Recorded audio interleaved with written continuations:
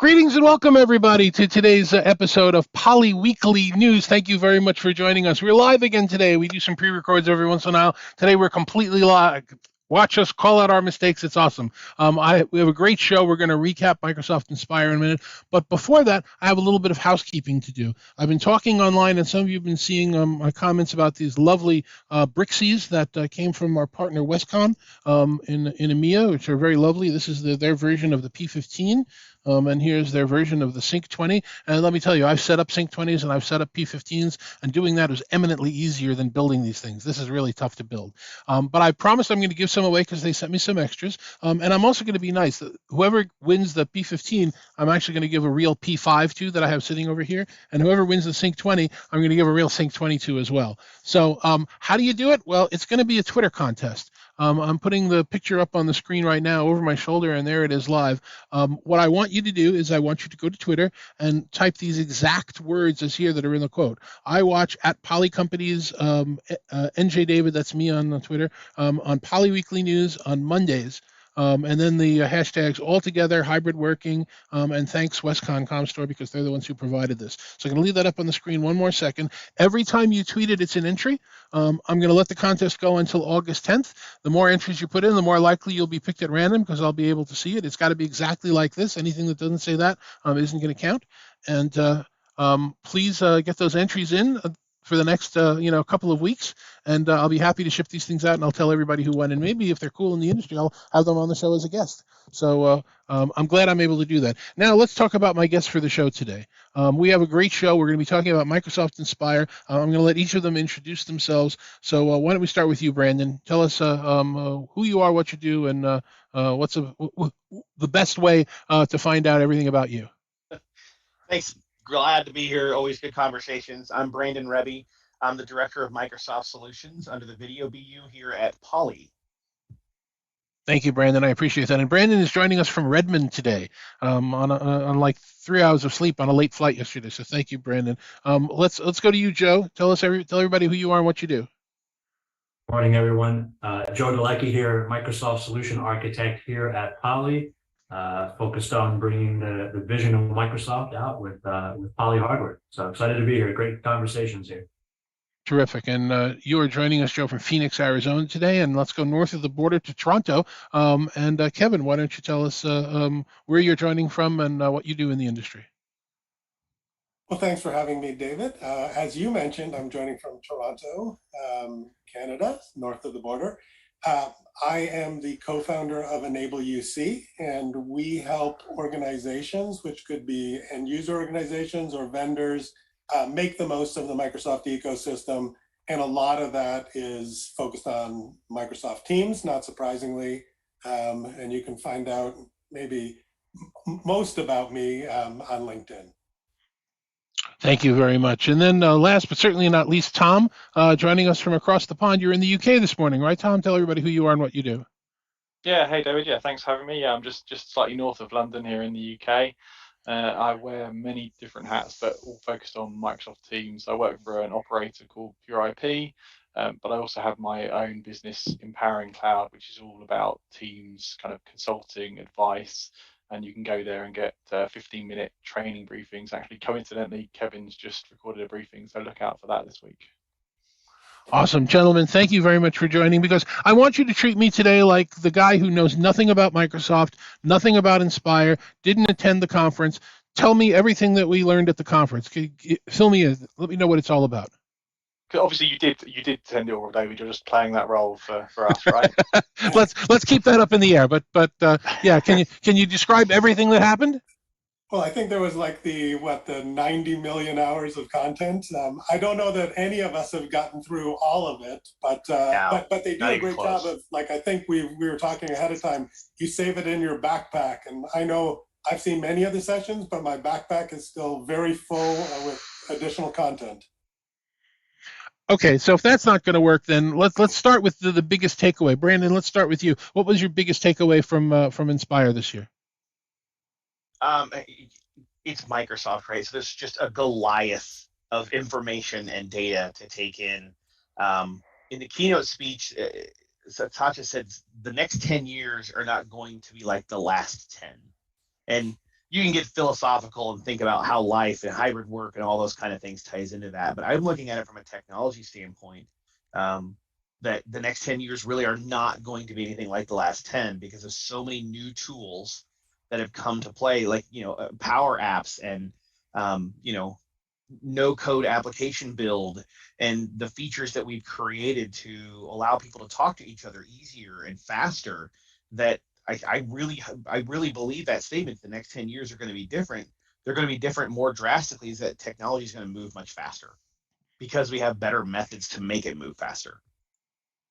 Yeah, they really did focus a lot on the automation aspect of collaboration, right? And using those tools within teams being sort of the platform centric approach to how they automate these processes around collaboration. And one of the cool things I saw was the four quadrants that we're focused on that companies need to be really aware of and plan for to be successful. And it was, synchronous collaboration together, in the same place, asynchronous collaboration together. So that was a big one. They're focused on features around that. And then, synchronous and asynchronous collaboration in different places. So those four quadrants really playing a role in how the technology enables the users to get work done wherever they are. It was a big thing for me coming out of that speech by Satya. So yeah. Okay, thank you, Brandon and Joe. Why don't we go over to you, Kevin? What was your biggest takeaway? Yeah, so I think the first thing is just as you try to decode all the information at Inspire, you need to keep in mind that really the purpose of Inspire, from Microsoft's perspective, is really two things. It's number one, to thank the partner community, because arguably Microsoft has the largest ecosystem and partner community that they've cultivated over, a huge number of years. And second of all, and this is, key for me, is it's really Microsoft telling the partners, here's the areas where we think you can make money, and this is where Microsoft is investing. And one of the interesting things was Microsoft had reported previously that there's 80 million monthly active phone users. Now, not all of those people use the PSTN, but in Nicole Herkowitz's kind of presentation, she mentioned that cloud-based calling is now projected to overtake on-premise calling by 2026. Now, certainly not all of that is going to be Teams calling, although Microsoft probably would like that, and so would some of their partners. But there was another stat that she referenced as well, that Morgan Stanley said 50% of organizations, and I don't know the little asterisk like what, but 50% of organizations have standardized on Teams, and the projection is maybe as many as 2/3 of organizations are going to. And what, like Joe said, some of that is the automation piece, but a lot of that is calling. And now that more people are using Teams for calling, one of the big announcements, I think, was, and it's wordy, it's the Microsoft Digital Contact Center platform. It's really Microsoft's putting all the pieces that they've had for a good long time. And they kind of announced this previously at Ignite, but they kind of, re-announced that they're, going into as a first party offering into the contact center. And I think that that's a big area of voice expansion. So yeah, that is very interesting. So Tom, saving you for last, but certainly not least, you usually do a very comprehensive recap. So why don't you give us as much of that comprehensive recap as you can get in a single appearance on Poly Weekly News? Yeah, let's see how much we can get through. So yeah, as Kevin said, it's a partner conference. So really, this is Microsoft setting out their direction for their next FY, which has just started, where they think the industry is going and where they want their partners to focus. So for us and for people watching the show, it's usually quite interesting because this is what Microsoft care about, basically. So if you're in these spaces, they care about you doing these things. So focused on UC and Collab, Nicole Hershwitz's session called out 4 areas they're focusing on. And the guys on here, if you could just jump in on the topics as we go through them. We'll start with phone because Kevin called that out. So there's a big push on increasing phone license sales and enabling phone. There's a massive E5 base in Microsoft, which is the license that has most of the stack. but not that many of those licenses are lit up for PSTN calling yet relative to the total. So their first area of focus was getting more and more people on Teams Phone. Yeah, and I And if think anyone, on that, Tom, just real quick, to your point, because I looked at that 80 million, and I think Microsoft has said like 8% have the E5s, so that equates to like 27 million, between 27 million, well, just with the E5s, and then maybe double that have this PSTN capability, but they're not lit up. And I think we're going to see in FY23 an increased focus on the Operator Connect and Operator Connect Mobile, and still direct routing as a service and calling plans. And I think there is potentially a lot of confusion, but that is going to be a key focus area for Microsoft for sure.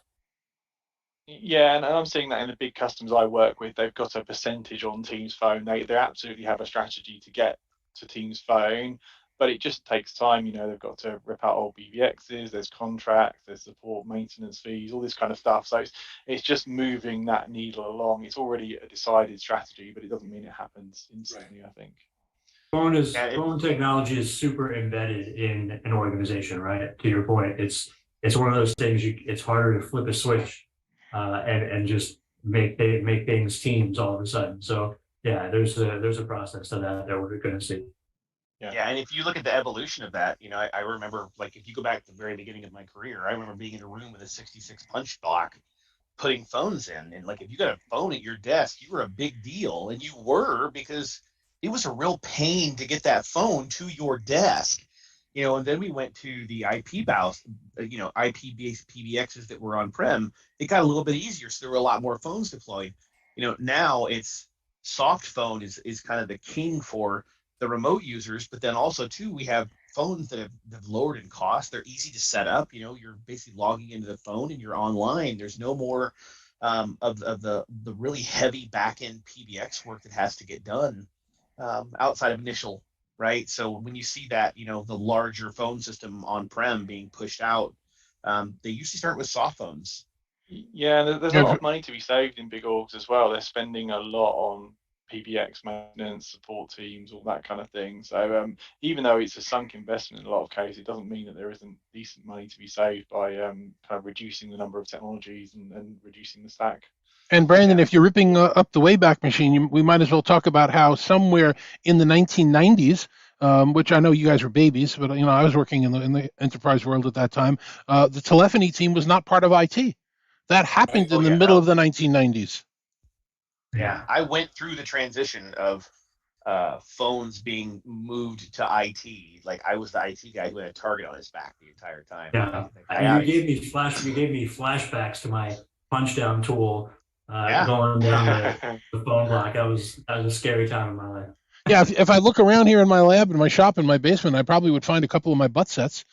So I'm definitely an old 4-wire guy. But anyway, Tom, why don't you continue? Let everybody know what else you pulled in that. So number 2 on the top priorities was win hybrid meetings. So this equates to Microsoft Teams Room. So Microsoft are measuring their field sellers on paid room licenses, and 2 technologies they called out as kind of important in this space are the intelligent cameras, and they also added a feature called collaborative annotation, where you can draw over the shared screen in real time. But I think the big push was all this new room technology, the clever ways we can do layouts, all the AI intelligence. I think we're only at the beginning of that journey in a way. Yeah, and I think the Poly people definitely can talk about the intelligent camera more. But what I thought was key was Nicole was saying we are going to incent, and I think that this is the first year that they're doing this, incent the field sales force based on the number of Teams Room licenses, right? So I think, there's a lot of talk about meeting equity, which is definitely a good thing. And I also know that there was a stat around the number of only 8% of the 90 million conference rooms are video enabled, which is a good thing in a sense, because now you can put in these intelligent cameras, and I see those as being fantastic in terms of that meeting equity. Yeah, absolutely. So, and we have to be careful in saying we have an intelligent camera solution. We have a camera that does intelligent things, but it's not a Microsoft certified intelligent camera solution yet. So we, our E70 has people framing, which is the newest one, right? Where we can pull people out in a composite and in a room. We have group framing, we have speaker tracking, we have all of these experiences that can be used in rooms from focus all the way up to extra large. But our newest one was people framing, and that's really what we're working with Microsoft on the back end to engineer and kind of co-author that experience and just make it easy is Yeah. really the whole goal, right? Like just come into the room, start your call, have the camera realize everybody's there, and just it needs to be easy. Yeah. Yeah, and it's Yeah, I really think improving meeting that equity is. remote. Oh, sorry, go ahead. I was just gonna real quick just say that, I think meeting equity, this was their big thing. Satya even used the phrase, everyone in the meeting is a first class participant, right? And I think that's never been more accessible. So to Kevin's point, that 92% of rooms is just open opportunity to really level that playing field and close the gap for video. So yeah. Definitely, Joe. Yeah, I think we've kind of gone backwards in experience in a weird way from peak pandemic, because when everybody was 100% remote, everybody had a roughly even experience. Some of us had better kit at home than others or better bandwidth, but we all got the same square and the same chance in the meeting. And some of this AI technology is bringing that back, so that the remote attendee doesn't just get one camera angle of 10 people in the room and can't really see what's going on. It's bringing that individual framing out, and I've had a chance to have a bit of a play with some of that stuff, and it does make a big difference as a remote attendee. You get a feel for what's going on in the room, not just that a room exists somewhere in the distance. It's also important to point out that all of our lives up until the pandemic, the meeting was something that happened in the room. We're having our staff meeting, we're having our, product project, whatever it is, it's happening in room 47 or in the Paris room or in 32A. The meeting was the room. And we're now living in a time where we've realized the meeting's not in the room, the meeting's in the cloud. Yeah. And being in the cloud, it doesn't matter where you join from. The question is, what is that join experience? And can they all be equally good depending upon wherever you are? Yeah, and I And think this, David, and Tom, you mentioned that that annotation capability, because I think we're saying, the collaboration. It used to be you'd go because the meeting was in the room, you'd go collaborate on the whiteboard, and now the meeting is in the cloud, so that the annotation or the live share, the live Excel capability, which I'm less excited about because I don't I think in Excel maybe you don't want to all work on synchronously. I think back to the previous point, I think that might be an asynchronous thing, but certainly being able to annotate content on the screen is definitely important. And increasingly, I think the people in the room also want to do things like, reactions and things. So like the Teams companion app and Front Row plays a role. So I think, as if the meeting's in the cloud, regardless of where you are, there's some rethink of what kit you need at home, what kit you need in the room, and also the software and the hardware working together. But it's exciting because I think we're seeing very rapidly these pieces come together and really improve the experience. yeah, and coming out of this, like we're seeing different spaces. Like we're seeing conference rooms that I'm gonna have to train myself to stop saying conference room, and I need to start saying workspace. Right. My brother's an architect, and he's been showing me some of the designs they're making for workspaces. And those workspaces are people are coming into the office to do work at the office. So the space needs to have technology in it that meets that need.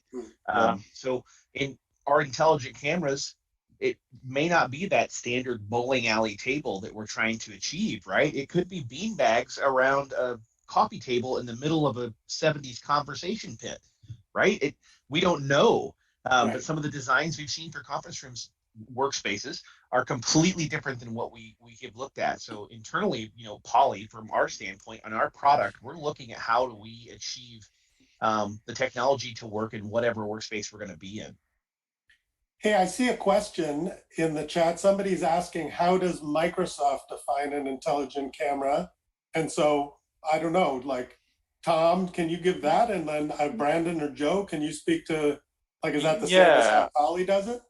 So it's funny. I've been doing I haven't got it out yet, but I've been doing a blog on this to try and make it make sense, and I keep pausing on it because there's no real solid single definition. So the broad definition is a bunch of AI technologies that do the auto framing, the treat speaker tracking, the multiple video frames, but each OEM has their own take on it. So they have their own brand name, and Poly have theirs, and others have theirs, and their own slight nuances in how they deploy the tech. So it's not a standard where like every intelligent camera does the same thing. It's more like this camera does clever stuff. It's been certified to work with teams and do the clever stuff, but you're going to have to talk with the different OEMs to see what variants of the clever stuff their camera does.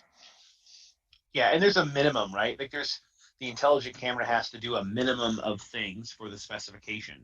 And I'm probably not supposed to talk about the specification, so I'm not going to. But it's more of the experience. You know, I can buy camera A, camera B, and camera C, and I put them all in my Teams room, and I'm going to get a different experience from all of them. And one of the things Microsoft does very well is try and control the experience to get consistency, so that if a customer does choose Poly in one room and for some other reason somebody else in another room, that the experience between them is similar, right? I can go to the conference room and I know that the touch panel has the same 3 buttons or 4 buttons, and that the camera is going to, at a minimal, act the same way as the other one does. Now, it may have some super cool features on top of that, but they want to have that baseline to have that consistency across vendors and across spaces.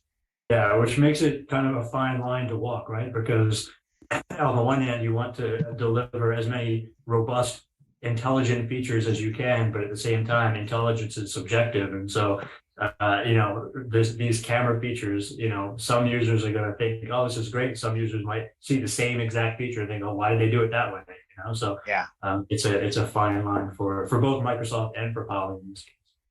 Yeah, I had some interesting feedback from a customer the other day, actually, and they were checking out one of these intelligent camera systems. And the room users initially found it a bit jarring because they're like, oh, I'm bang on camera now. I kind of hid at the back of the meeting before, and now I'm kind of like, isn't that kind of the point of the meeting though? And they're like, yeah, fair point. Like, but it's a change in experience for the better for the remote participant, but something that I think is going to require a bit of kind of training of the whys and the value as we deploy this kit into businesses. Yeah, I agree. Microsoft There's still a lot of added users in, who don't want to be seen. Microsoft has added in now the feature that you can turn off your self view, right? So that obviously came from feedback where, Tom, you were saying, I don't want to see myself. That's a lot of being on a video. Let's just turn off my self view, and if they can see me, great. I don't need to, worry about where they stay. Right. Yeah. Okay, so number 3 of 4 on the key call outs from Nicole's session was enabling frontline workers. So this has been a theme for at least 2, if not 3 years, and putting the kind of pro customer hat on. It's all about enabling those workers who haven't historically had the tech. So, office back-end workers, knowledge workers had all this technology, and the frontline workers were left with very little. Maybe they just had literally a phone rather than all the data. So Microsoft are pushing hard to putting the cynical commercial hat on. There's a huge licensing opportunity, and Microsoft aren't the only vendor chasing for this. So lots of vendors are looking for ways to technology enable those frontline workers, give them a better experience. But obviously, there's a licensing motivation there as well.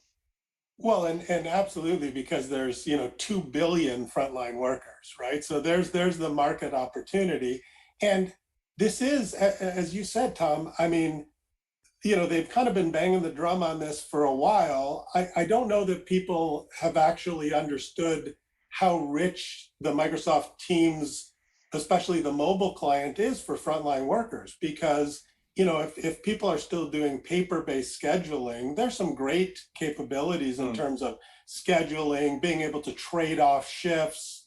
So if you're just working in retail and you're whether it's a coffee shop or some garden center or whatever, I'm thinking where my kids have worked, and it was a pain to know when you're working and to be able to trade shifts, and all of that is built in with some of these mini apps that extend the Teams platform, which I know you're going to mention as the 4th thing. But the frontline worker capability, if you have frontline workers, definitely give it test it out on Teams Mobile, because it's gotten much better year over year over the past several years.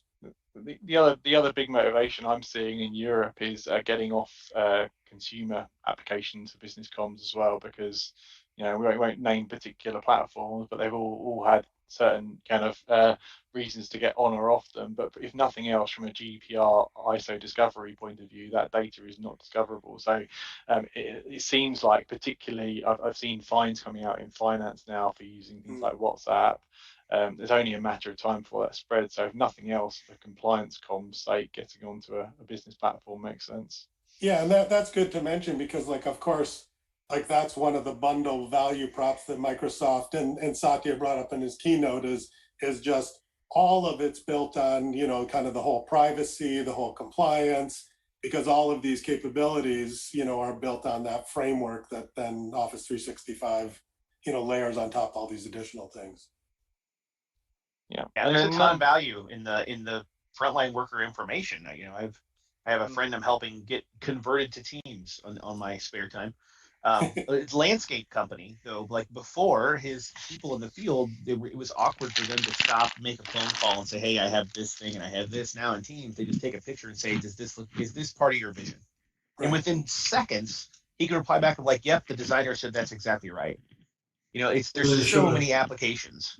They showed a video of frontline workers in the field doing, you know, hard to reach or hard to access places with drone technology, you know, through Teams. So they could send a drone down a well, you know, where they couldn't necessarily send people that easily, and they could accomplish the same task, you know. So RealWear are doing some really interesting stuff in that space as well, where they have the you know, the screens in the camera lenses, and you can have hands-free calling and that kind of thing. It's pretty interesting. That's cool. Yeah. Cool. And then number 4 in Nicole's session of top things for Microsoft partners to focus on was Teams as a platform.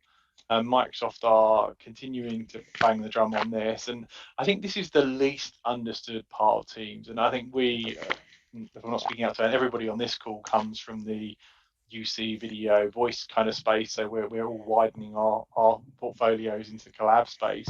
But Teams as a big differentiation is this having line of business apps, Power Platform, and not just Microsoft apps, but things like Salesforce and ServiceNow and all those kind of apps built in. So Microsoft have a heavy focus on getting those apps active, and they're measuring active use of third-party apps in Teams.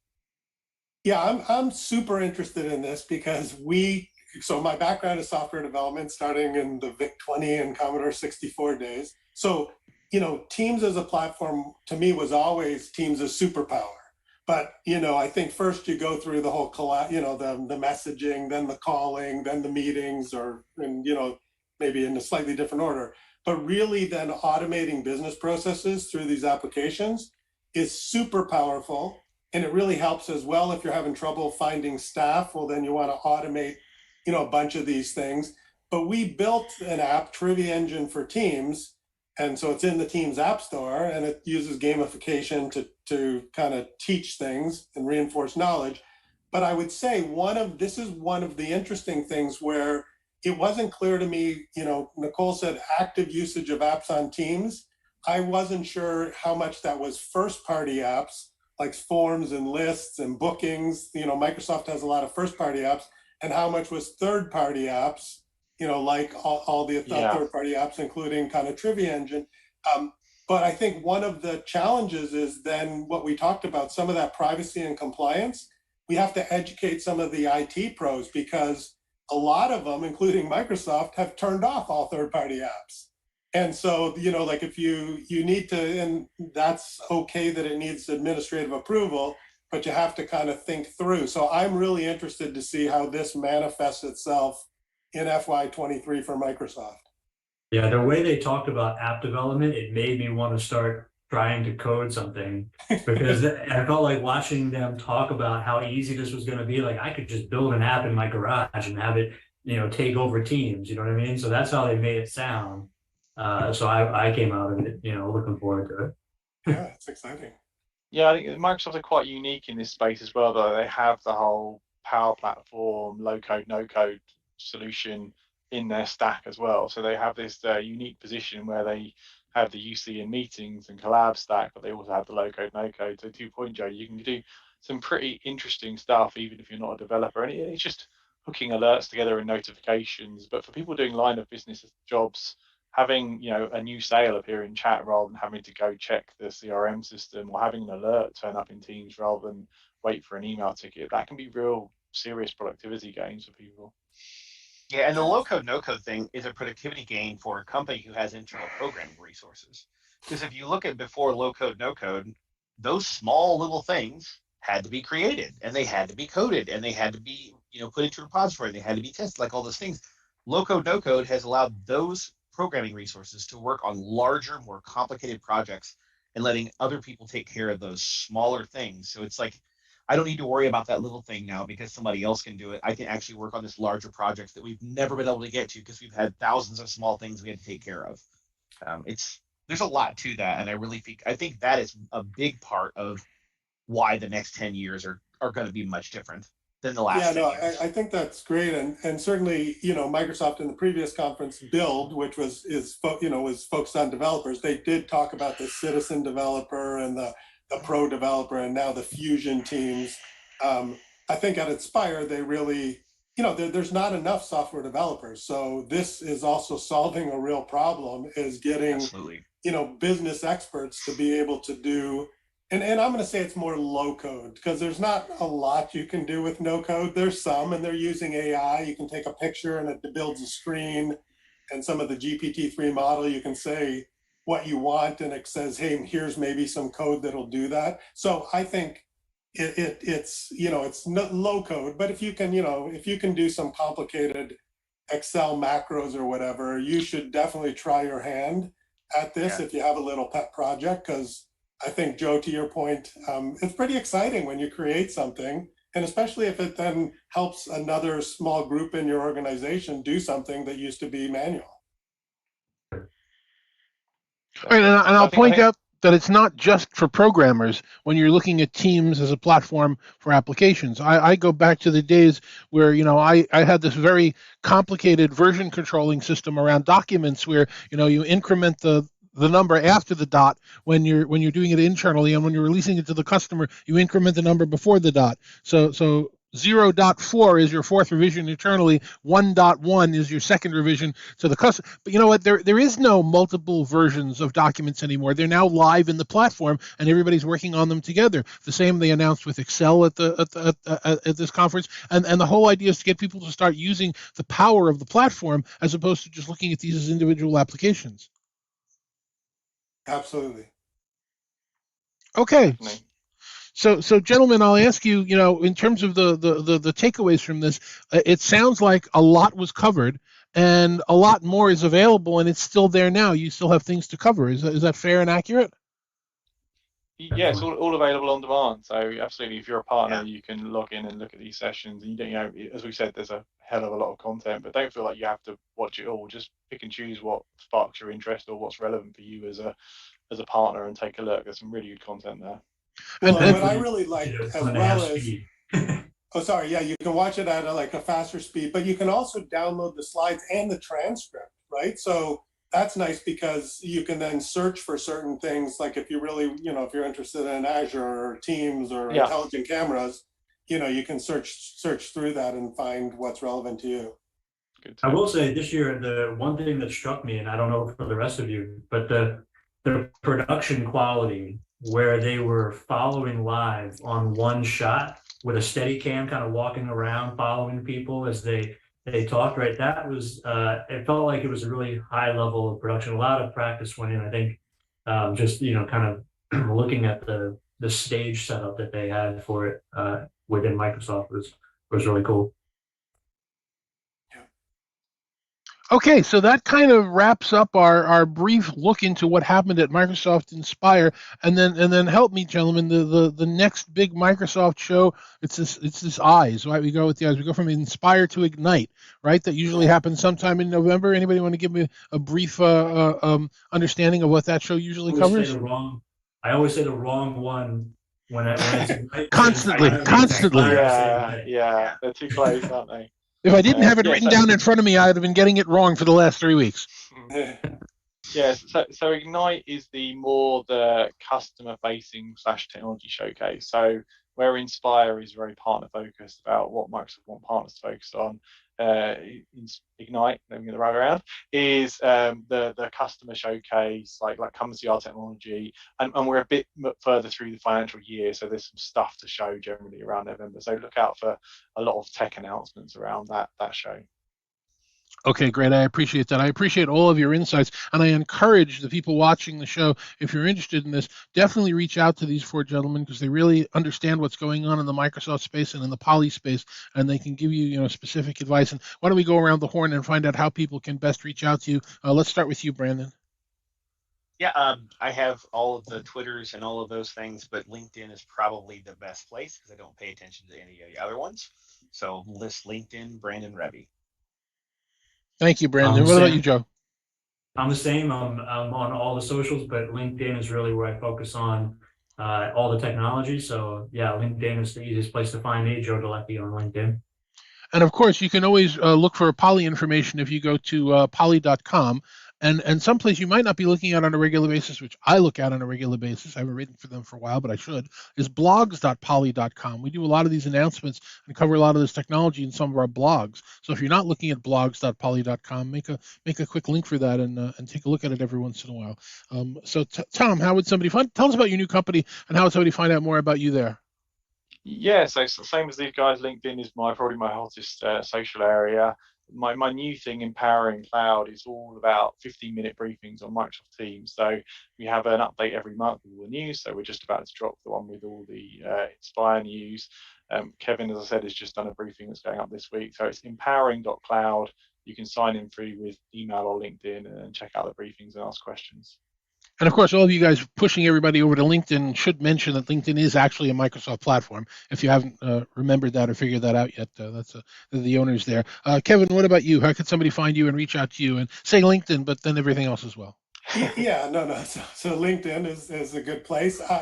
Once you get to LinkedIn, I have a Taming Teams newsletter, which incorporates tips and tricks around teams, but also nice pictures of my Siberian Husky Kai, because that seems to be a theme. What you learn, how you train a dog, and how you tame teams. I think there's some lessons there. And I did, name drop Trivia Engine, our Teams app. And it's free. So go to www.triviaengine.com. And if you use Teams, install it. And I'd love to hear if you find value in it. Terrific, gentlemen. Thank you very much for joining me. Let me switch and do some more housekeeping. Like I said, I promised that I would. First of all, next week we're going to have another terrific show that's a little bit similar to what we're talking about for Inspire, right? Inspire. No, I got to remember all that stuff. We're going to be joined by my buddy Pat Perwarchek and Brian Fichter, I got to pronounce his name last right, who's with NWN Carousel, who's one of the award winners for Partner of the Year at Microsoft Inspire. There were a lot of Partners of the Year at the show that covered different spaces, and he was one of the winners. But he's one of our good partners. We're going to talk about that win at Microsoft Inspire and what it means to be a good partner and how NWN and Poly are doing some great things together. NWN Carousel, I should use the full name going forward. And then I'll remind everybody again of the contest that we're running right now. Let me put it back up on the screen. We have these wonderful Brixies that were given to us by the WestCon team in EMEA, and I'm running a contest through August 10th. If you want to put entries into the contest, you have to just put what's written down on the screen right now into a tweet. I watch Poly Companies, NJ David, that's me, on Poly Weekly News on Mondays, and then the hashtags all together, hybrid working, and thanking the WestCon ComStore people for all of that. And if you do that, you might get your chance at winning, some of these cool Brixies. And as I promised earlier today, if you win the Sync 20 Brixies, I'll throw in a real Sync 20, and if you do the P15, I'll throw in a P5 camera. So this is going to be on for a while. If you tweet once, you have one entry. If you tweet 2,000 times, you have 2,000 entries. You guys can do the math and figure out how it's going to work out. So I appreciate everybody joining this week, and hopefully you'll join us again next week. For everybody at Poly, I'm David Danto. Thanks very much for joining us, and we will see you next week.